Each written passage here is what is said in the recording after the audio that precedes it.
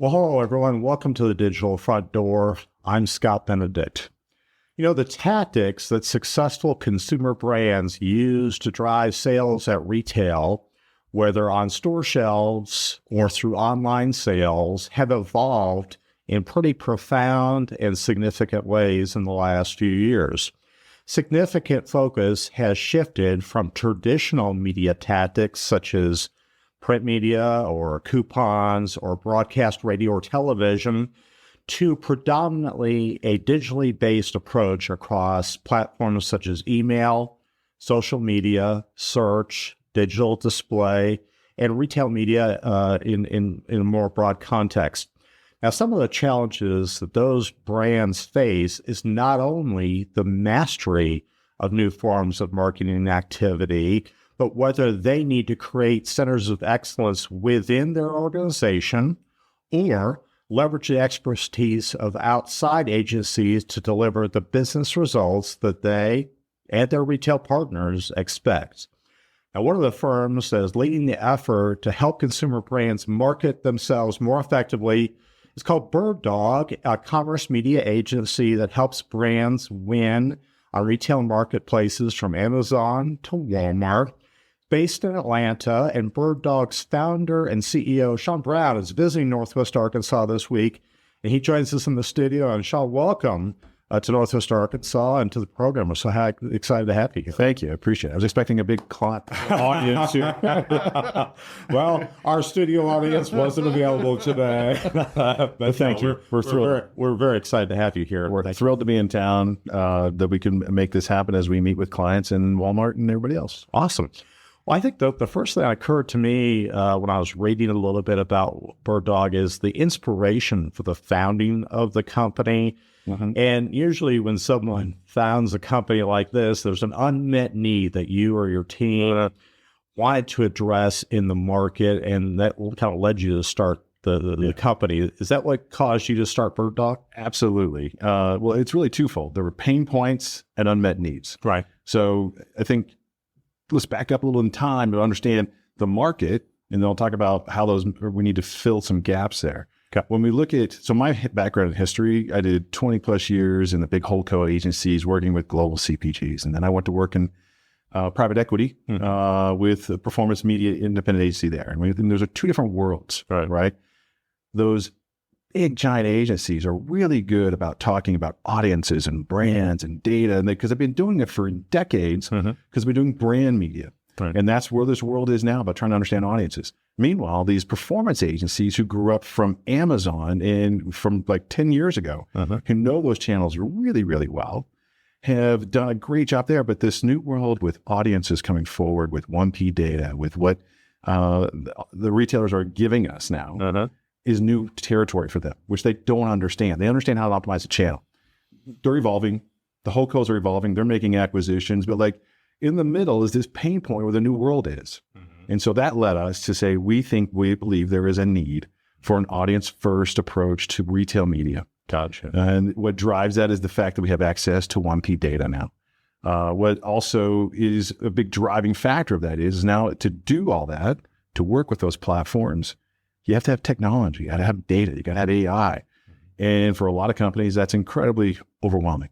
And up until 5 years ago, even 4 years ago, if you wanted to do that, you had to go build your own tech. You had to have developers and engineers and code. And so then you have to ask yourself, am I a tech and data company, or am I a CPG? Am I an agency? What are we? Right. And then, because that diverse focus. But now there's enough great tech that's off the shelf. So it's great SaaS that we can be able to offer clients. And so that we felt like we need to be able, but the problem is a lot of these brands out there didn't know where to turn, didn't know what tech should I use? How do I get there? Even if I get it, how do I manage it?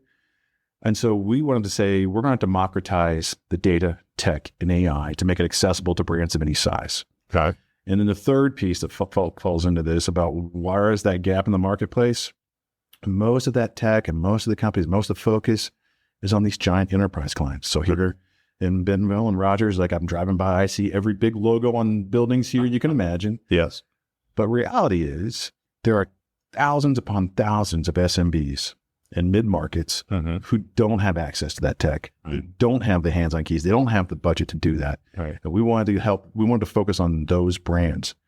Before we launched, we vetted all this idea with Amazon first because they're a big player in this, and they agreed with us.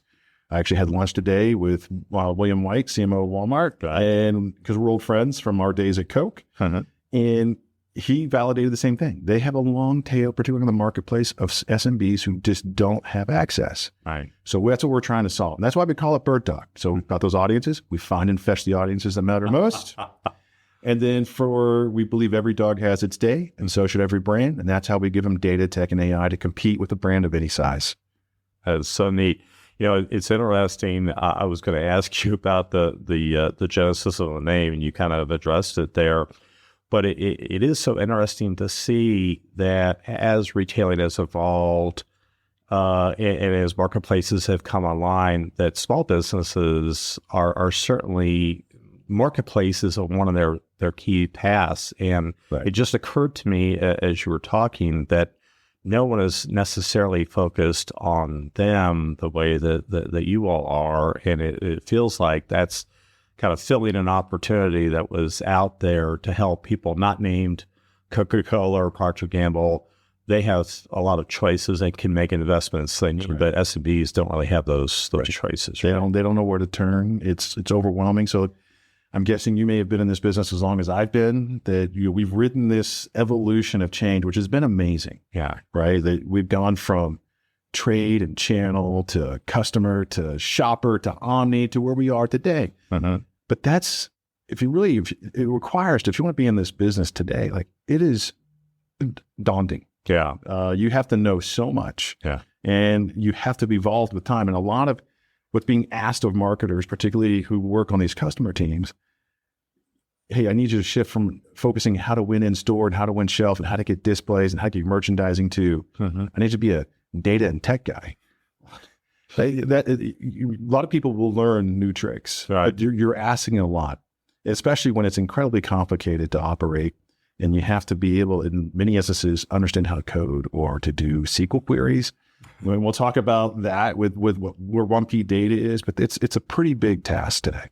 It seems like it, and you kind of touched on this, but I want to dive maybe a little bit deeper. At a high level, it feels like some of the biggest challenges that brands, regardless of size, are facing is either at a corporate level, looking across the market, or with teams that they've assembled to work with specific retailers like Amazon and Walmart.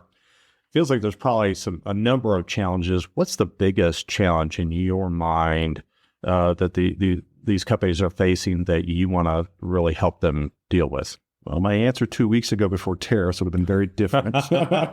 Indeed. So, but it still comes back to the same thing. It's money, budget. Where do you want to focus? Where does your next best dollar go to get the result you're looking for? Right. And so, what a lot of these companies now are, I'll tell you a story. When 10 years ago, I was working with Coca-Cola as a client, and my client at the time was trying to figure out how do we connect all this data we've got, and they were calling it the connected network experience. Right. Couldn't work because there's just too many different platforms, and there's too much data, and there wasn't the systems that exist today. So if you tried that effort today, it would have been very easy or easier. At that time, it didn't. And so now that's someone who has billions of dollars to spend. Right. So now let's focus on somebody who's mid-market or down who doesn't have that to spend. How do you figure out where to focus? How do you determine what data and tech, where do I want to invest in? Do I want to insource it, outsource it? Do I want to contract it? Do I just want to buy? It gets into also where is your focus as a company of who you are. Right. And what I always tell companies, let's not get distracted with something you don't do. Right. And that's where there's a lot of experts out here who can help guide, help get you there. Because the name of this game is now we're in an arms race. It's a speed game. Who can get to the finish line fastest? Right. And that's our role, is to help you get to there and compete with the fastest way we can. And so then when we talk about tech and tools to understand, there's 1P data. Do you want to own it? Do you have it? Many don't. Right. And if you are, where are you housing it? How are you integrating that with clean rooms of retailers? How are you creating algorithms around media mix modeling or multi-touch attribution? to understand what works, what doesn't, where should you spend, and how we do predictive analytics. And MMM is a big thing we focus on. Right. That we think we want to bring that to the world of SMBs who don't understand that. It's not just about spending media. Right. It's about where should you spend, on site or off site? Should you spend by which retailer? What's the cost of a share point with the dollars you spend? So each question just keeps digging in. It's like peeling an onion. There's 1,000 more, and it's incredibly overwhelming when you ask a customer team who's based here in the Bentonville area to say, I got a team who've been category managers or some analytics looking at shelf data, and now to say, now I need you to analyze this. It's a completely different mindset. Yeah. And it's hard. I would imagine. One thing I hadn't planned to ask you, but it occurred to me as you were talking, when you look at retailers outside of Walmart and Sam's Club, do most of them have this 1P data where both in-store purchase behavior and online purchase behavior are connected in a way that a marketer can then use it to design campaigns, or are other retailers still segmenting that data and have not yet brought together in your view? Everybody's lagging and very far behind. That's why I thought, and I wanted to hear your thoughts. So, yeah. So the leader right now is Amazon because they've just been doing this longer and they're ahead of the curve. So they're Amazon Marketing Cloud. Now, what those typically are signals about purchase behavior. Right. So we can understand who's bought a category, who's bought it, who's a lapsed user, and we can start to do retargeting there. All right. Scintilla, formerly Lemonade, with Walmart is fast on their heels. And look, I think they have brought in a lot of folks from Amazon who are kind of coming in to say, here's what we did wrong there. We're going to build it right here. Right. And so they're learning. They've gone a lot faster. Yeah. And they're making a slightly better product as they go. You've got 8451 and dunnhumby helping with some of the other retailers, but it is not connected in the way to media that you want it to be like these others are. Yeah. And I'll tell you, the merchant in me hates that because of the fact that it feels like a foundational piece to setting up all the other value unlock is that you all have a single view of the customer regardless of how they interact with you. And that kind of leads me to the question I was going to ask you next, which is one of the interesting elements about modern digital marketing's ability to target perhaps more effectively than marketers have ever been able to do in the past, and really identify audience segments that are more likely to buy a given product at a specific retailer on a given day. How do you as a marketer kind of help your client brands identify those segments and then try to take advantage of that and market to them most effectively? Yeah. So a handful of things to talk about here. So things have changed in the last couple of years. There was a lot of push in the market to get to probabilistic data because cookies were going away. Right. Meanwhile, while that's going on, all of us who've been doing shopper marketing or CPG for decades have been chasing the holy grail of how do I get the transaction data? Yeah. Right? And you have to buy it. You could get Nielsen, and that's sample size. It's not full on data. Now we have a place where we actually have it. Right. And we can connect it. And so that is the holy grail has finally been put in front of us to go make this happen. Right. But now you have to understand, how do I use it? How do I integrate with that? Right. And so that gets into, like we were talking about, AMC and Scintilla. But to do that, it's not just a dashboard you turn on. You have to put in queries. You have to write SQL code. So if you don't have that on your team today, you don't have to. There are partners we use and you could go directly to that will help do that. And they have pre-built things to allow you to do that on Amazon today. It doesn't exist yet for Walmart. So it's fast coming, but it's coming soon. But I'd also argue or suggest that that data is a piece of the puzzle. Right. Now, if you're on the Walmart team, then that's all the puzzle you care about. Right.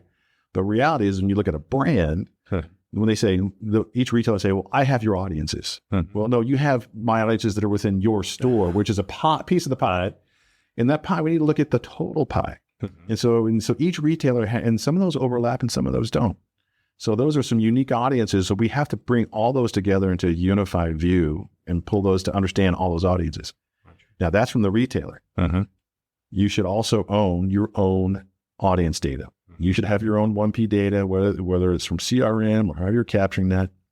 Plus, there are all these third-party platforms where we get data from DSP. And what's important there on all of these is to understand of those audiences, I don't care about size. I care about value. Right. Meaning, which ones have lifetime value to me? Who are the right audiences to go after? Yeah. Who has a propensity to purchase? Who is showing me intent signals via signals offsite that I can leverage to target on-site? Right. Right. And so it's getting more complicated.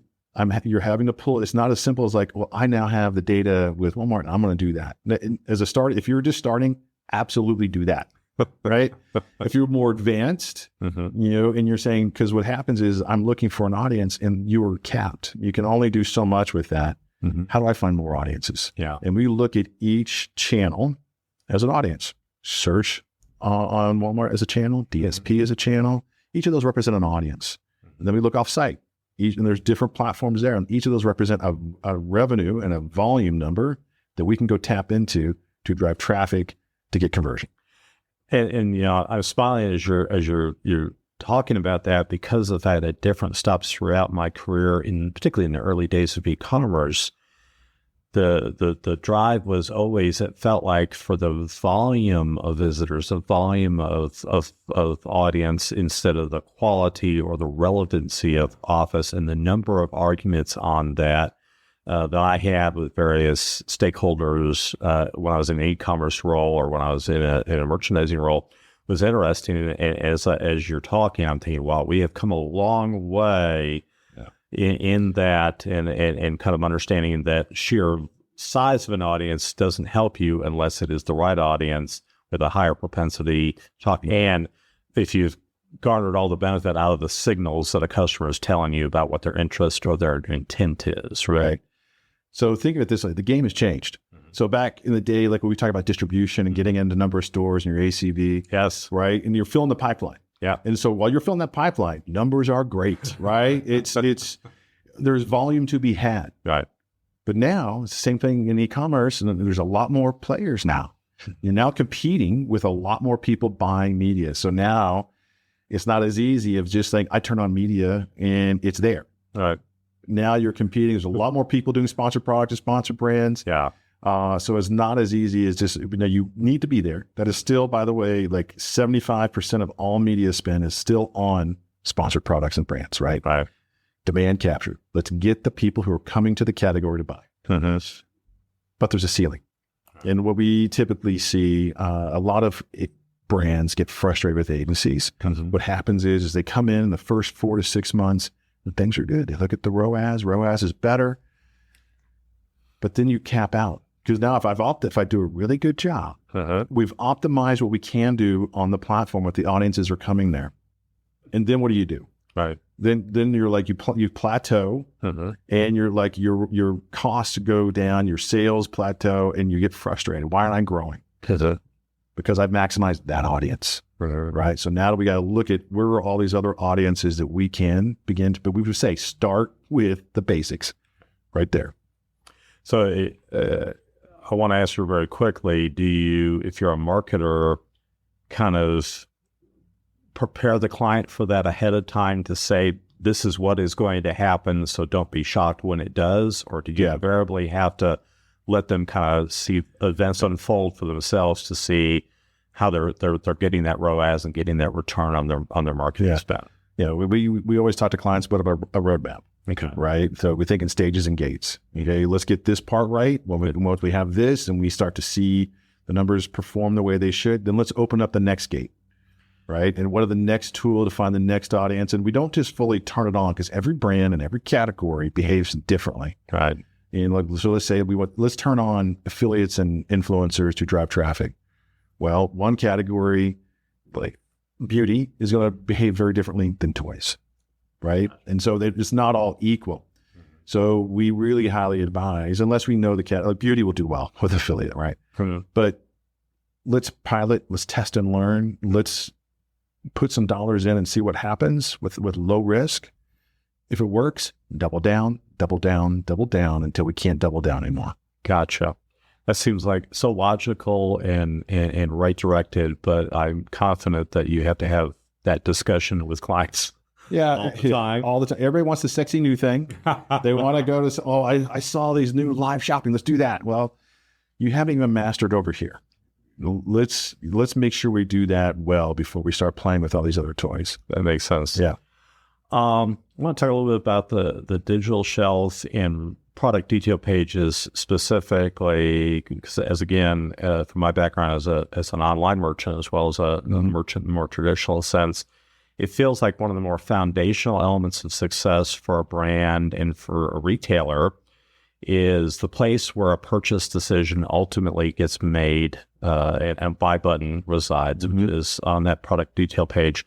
What kind of optimization do you and your team recommend to your brand clients in terms of the investment in that ultimate destination, the product detail page? So I held off. I knew this question was coming, so I held off on the last one because we talked about that roadmap. This is number one, period. Like, so first off, before we talk about the details, what's important about it is there's a symbiotic relationship between your PDP or brand store and your media. Let's make sure that you are performing well with your PDP before we ever spend $1 on media. Okay. We want to make sure you can have a high converting page. Otherwise, we're wasting money.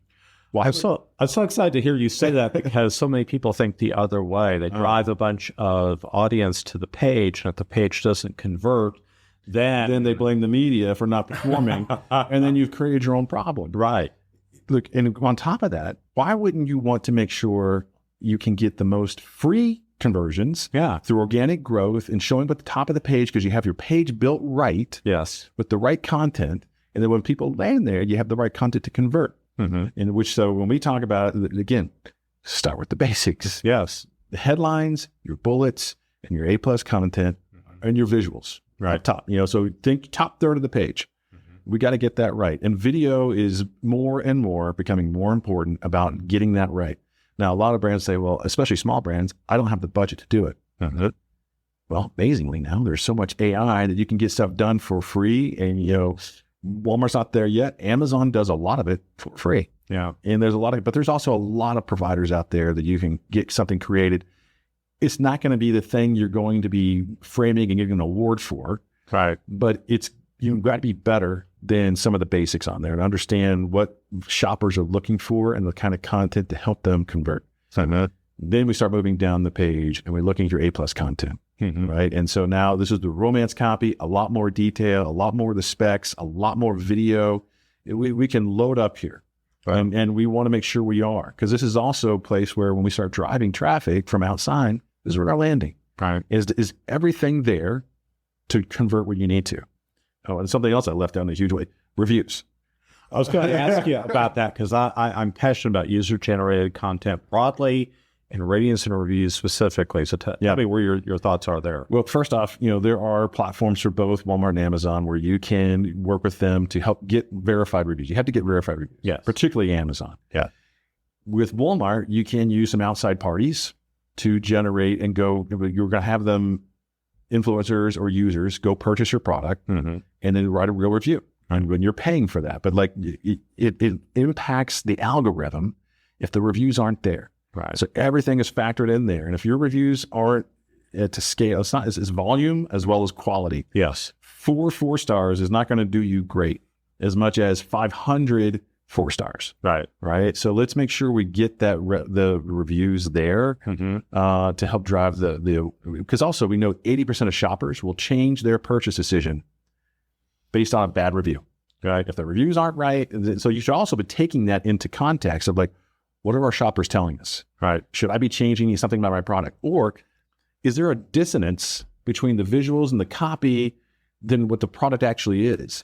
And that's where most bad reviews come from, that dissonance, that this isn't what I thought I was getting, or the size or the shape or whatever the issue is.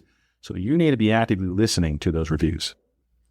I'm so excited to hear you say that because I've advocated for that at various stops throughout my own career, and it resulted in far more arguments than I really thought it would. So I love it when someone with your background kind of confirms the theory of that. Yeah, think of like in the traditional retail store. Yeah. Right. So digital store is no different than the physical store. Create awareness. We're getting on the perimeter of the store as you're coming in. I got my end caps where I'm trying to create some sponsored brand or video to get you in. And then the shelf itself, Yeah. where I'm closing the deal. Right. And so and what do I have there? So like all the years I've worked on tons of CPGs globally. Yeah. And it's always that call to action. And so is your call to action right on your PEP? I love it. Yeah. I love it. It's just as important as packaging is in physical retail, and we could have a whole nother episode. Yeah, there's a whole episode just on this. Yeah, exactly. Let me kind of shift the conversation to analytics and reporting, and it feels like that's some of the elements of retail that are taking greater importance in any role, particularly for brand marketers, and the amount of data available to leaders in different parts of a retail organization is greater than ever. My question for you, given your background, is what kind of analysis do you view as the most critical for success for a brand, not only for themselves in their own context, but in their partnership with their retail partners? Where should their greatest focus be? All right, this is where I want to lose your listeners. Well, they've been warned. They've been warned. I don't care about ROAS, tacos, ACOS, share of voice. They're KPIs. They're great indicators. They were created at one time, and because at the time we were working in a channel, right? And it was an easy way to be able to communicate to senior leadership in a company. So here's a number. I put in these dollars, and here's my return on ad spend. Here's my total advertising cost. Here's what I'm getting. So it was an easy metric to understand. Right. Did anybody get bonused on ROAS? Does their stock price have anything to do with that? Absolutely not. Doesn't appear in any annual reports. Yeah. What we care about, top line revenue, profitable share growth. Just like any other, we're looking when we're in store anywhere else. That's what matters. All the other metrics are absolutely important to understanding, am I tracking in the right direction to achieve those goals of growth and share growth? And then the new metrics, the new hot word that is, so last year the word was AI. This year the word is incrementality. And so that is, everybody's giving their own definition. I'll give you mine in a sec. But the two things we really like to look at beyond the share growth and the sales are incrementality and new to brand. Are we, so from the definition standpoint, incrementality, the way we define it and look at it is, are we getting a transaction or sale that I didn't get yesterday because I ran the media? Right. Now that could come from more frequency of use. It could be from a larger basket. It could be a new to brand. There's lots of ways that can be defined. And so that also gets into like when I'm doing media, how do I target those individual groups and how do I drive that? They're not all equal. And we can do all at the same time. New to brand is all about, are we bringing new shoppers in? Yeah. Am I stealing from my competitor? Am I bringing somebody into the category altogether? Like these better for you drinks right now that are out there, that's a whole new category that's stealing and bringing all sorts of new shoppers in. From an incrementality standpoint, it's not just defining who these audiences, how am I bringing them in and what's more transaction. It's also about how do I optimize my media in real time to get incrementality. So with our platform, we leverage data and the algorithm that helps us optimize daily against that. So we do it in two ways. One is through an overlay on our tech to help us understand incrementality, but we also do it in the planning stage. I can't emphasize this enough for everybody, is that media mix modeling is what I believe is where they need to be focused. Media mix modeling takes in all your sales data and your media data to understand where should my next best dollar go by retailer and by onsite or offsite. So, because now typically, so I'm sure I can hear fingernails on boards of people listening right now, that when you hear MMM, most people think of these huge projects. I go back in time, like when they finish the project and do the research, they hand over a phone book to you, like, here's the result. Today, it's all digital, it's algorithm based. As fast as we get data back from retailers and data back from the media, we can optimize it again and again as frequent as we want. We can do it weekly. And that allows us to do a couple things. One, optimize spends. How should I be moving dollars from retailer X to retailer Y? Should I be spending more on site or should I be taking stuff off site? Because our job is not to spend $100,000 on Walmart. So a client comes in, I got $100,000 to win on Walmart. They said win, not spend. And so now Walmart wants, if you read the trade, they want 25% more money right now. Yes. And so they want 100% of your dollars there. Right. But the media mix modeling will show you, is there a more effective way to get that spend, to get the share you're looking for? Should I be using Meta or TikTok? What impact will it have? So all of this allows us to do predictive analytics to understand. So everybody can go to their leadership and say, look, here's different models. And we can run those MMM models against share, new to brand, profitability. And we can run those concurrently and say, okay, here's the different scenarios. If we want to spend more money, what happens? If I spend less, what happens? And so now we can make decisions very wisely before we start spending money. And so then we can act in confidence about moving forward. So that's why we think it's really, really important for the MMM. And then as we're doing that, because we can do that with frequency, it's another tool for incrementality to understand which one drove it. So it feels like the traditional way that marketers measure success, which is certain KPIs, is you're a little outdated, and incrementality and where I spend a dollar most effectively should perhaps maybe where their focus should evolve to, instead of just some of the more traditional marketing. Yeah, I think those are KPIs, right?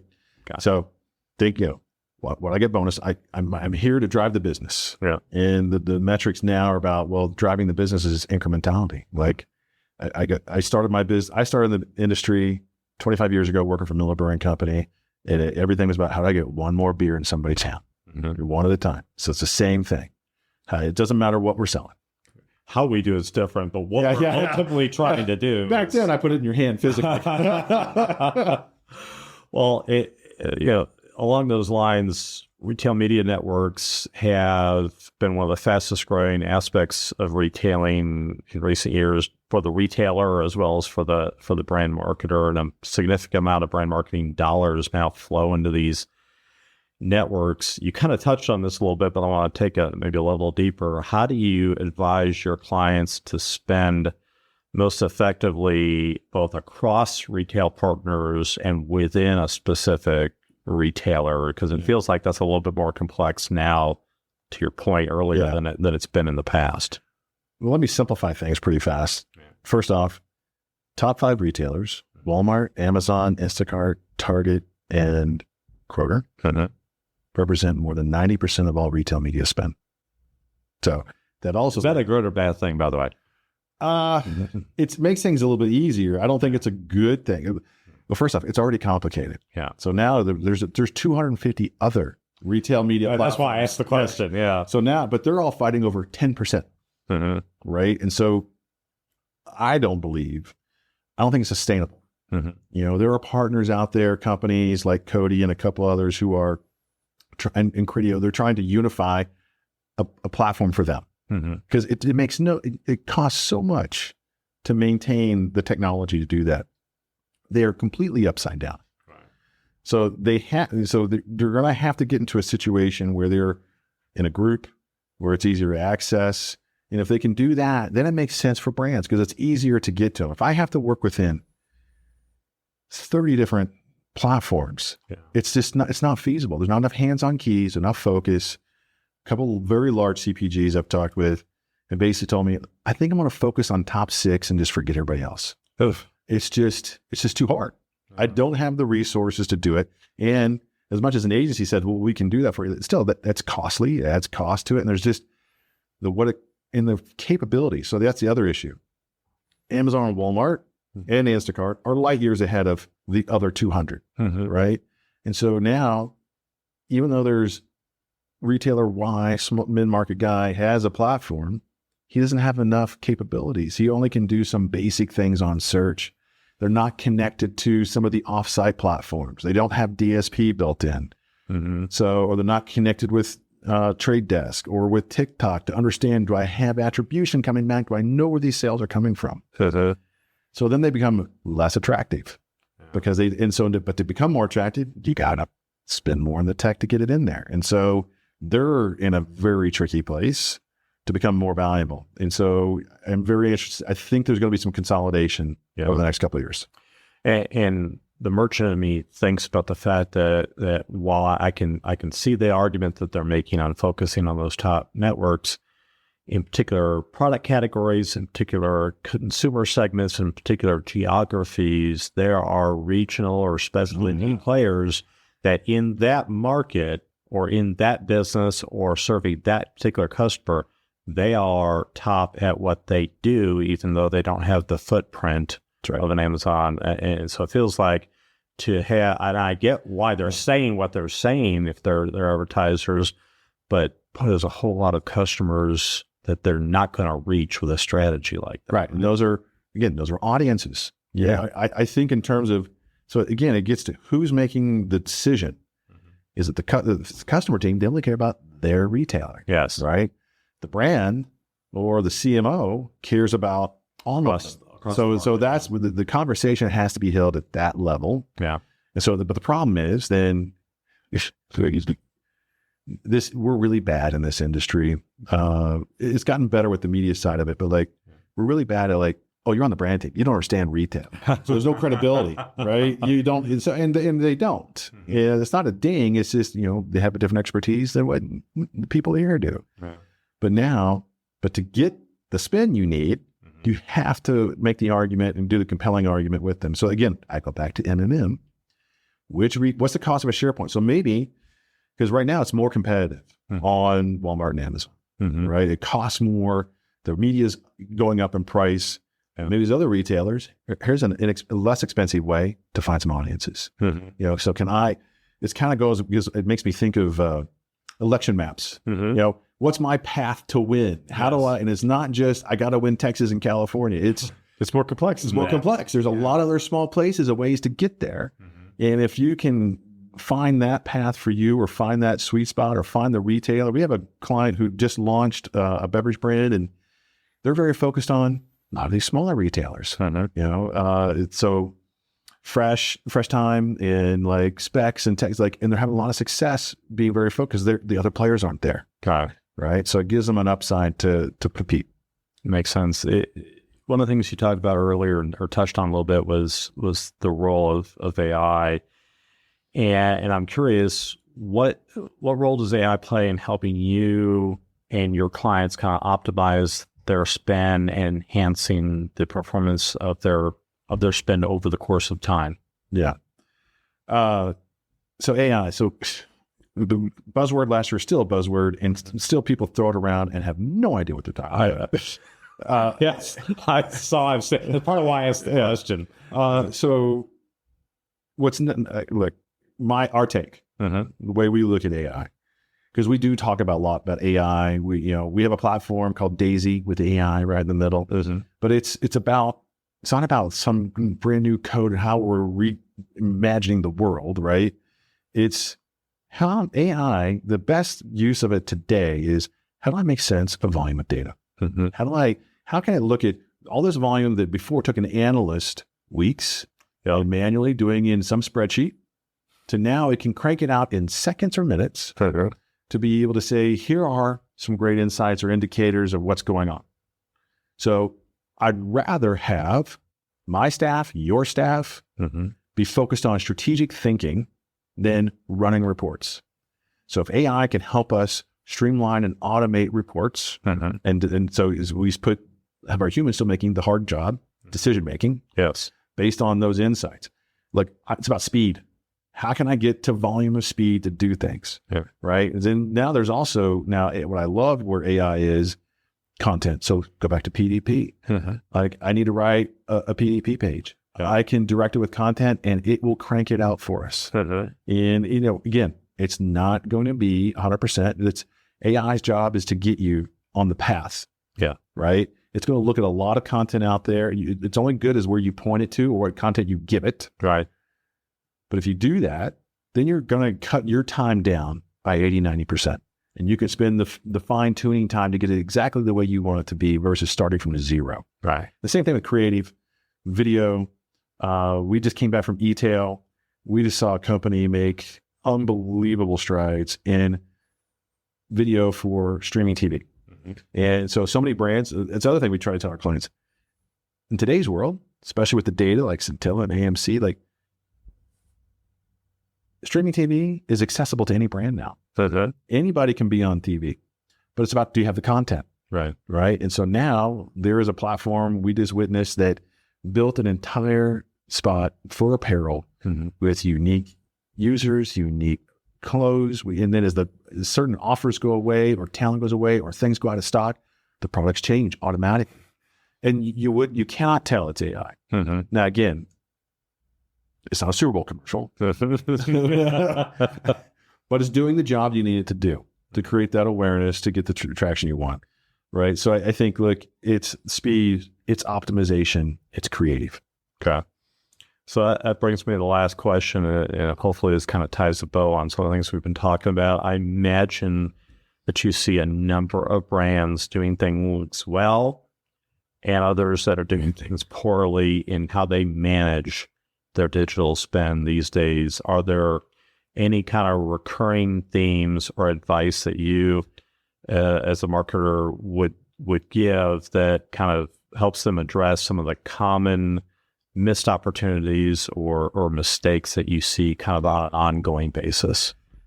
So this isn't the sexiest answer, but boring wins. And what I mean by that is the basics win. Get your PDP right. Take care of the demand gen of the audiences who are coming on the site. Let's do the sponsored product and sponsored brand. Let's capture those who are here first. Yes. Let's do the basics brilliantly. Second thing is, let's try.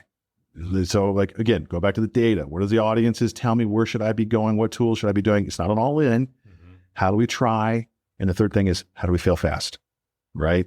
That's the name of this game. So there's a lot, you would know this, like, especially early days of e-commerce and media, there was a lot of set it and forget it. Yes. And those days feel like they're gone. And yeah, they're totally gone. Yes. And it did work then because there wasn't competition, and like you didn't have as much, and there's the only place that it was working. Right. Now you have to learn very quickly. Is it working or not? Can I pull the dollars? Do I reallocate somewhere else? What is the data telling me where I should go? So it's those three things. Do the basics brilliantly, so boring wins. Fail fast and try a lot. That makes perfect sense. And I think that's great advice. And that's the thing, part of why I was excited to have you join us is it feels like so many marketers and so many brands, particularly smaller ones that you really focus on helping, they need that guidance. They need that advice. They need to hear the tough love conversations about this shiny object that you're being sold by others is not the solution. Here's how to advance your brand and drive sales the most effective ways, right? Absolutely. Yeah, absolutely. Shaun, thank you so much for joining us. It feels like digital marketing broadly and the technology that underpins it is advancing at an unbelievable pace, and that yesterday's best practice would seem to be becoming obsolete at a blistering pace. Brands alongside their retail partners have to continually, it feels like, revisit their approach, where they spend, how they deploy their assets most effectively to drive the business. And this has been a great conversation. Thanks. I appreciate the chance to be here. Enjoyed the conversation. All right. So it's exciting to learn from market leaders like Shaun and from his team at BirdDog on the most effective ways to derive results through digital marketing. And conversations like this tell us that it's not a one-size-fits-all. It is very much a dynamic challenge and a dynamic marketplace out there. And you really got to stay on top of it. So I was glad we had this conversation today. And so for the Digital Front Door, I'm Scott Benedict. Thanks for joining us.